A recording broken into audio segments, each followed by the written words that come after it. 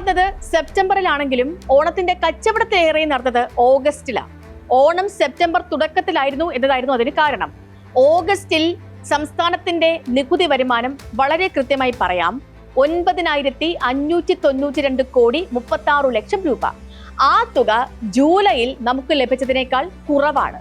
ജൂലൈയിൽ നികുതി വരുമാനം 10,012 കോടി 13 ലക്ഷം രൂപയായിരുന്നു. ഓണത്തിന്റെ കച്ചവടം നടക്കേണ്ട മാസത്തിൽ 500 കോടി രൂപയോളം കുറയുകയാണ് ഉണ്ടായത്. അതൊരു വലിയ പ്രതിസന്ധിയുടെ ലക്ഷണം കൂടിയാണ്. കാരണം നമ്മൾ പൊതുജനങ്ങളുടെ കയ്യിൽ വിപണിയിലേക്ക് ഇറക്കാൻ പണമില്ല എന്നതിന്റെ വലിയ സൂചനയാണ്. ഓണം പോലെ ഏറ്റവും കൂടുതൽ കച്ചവടം നടക്കേണ്ട സമയത്ത് പോലും കയ്യയച്ച് പണമിറക്കാൻ നമുക്ക് കഴിയുന്നില്ല. ഈ വർഷത്തെ മൊത്തം കച്ചവടത്തിൽ 4,000 കോടി രൂപ വർദ്ധിച്ചിട്ടുണ്ടെങ്കിലും അത് പര്യാപ്തമല്ല. 1,20,000 കോടി നികുതി വരുമാനം പ്രതീക്ഷിക്കുന്ന ബജറ്റിൽ ഇതുവരെ 35% മാത്രമേ വരുമാനം ഉണ്ടായിട്ടുള്ളൂ. കടമെടുക്കാവുന്ന പരിധിയിൽ 60% നമ്മൾ പിന്നിട്ടു എന്നും കണ്ടു കഴിഞ്ഞതാണ്.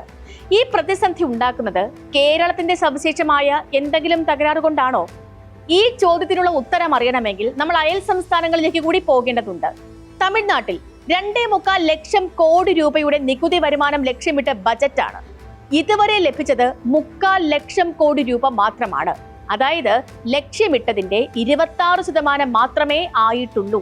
കർണാടകയിലേക്ക് പോയാൽ 2.5 ലക്ഷം കോടി ലക്ഷ്യമിട്ടതിൽ 94,000 കോടി ലഭിച്ചു. കേരളത്തെ പോലെ തന്നെ 35% പരിസരത്താണ്. നികുതി വരുമാനം കൂടാത്തത് കേരളത്തിൽ മാത്രമല്ല എന്നാണ് ഓരോ സംസ്ഥാനത്തിന്റെയും കണക്കുകൾ കാണിക്കുന്നത്.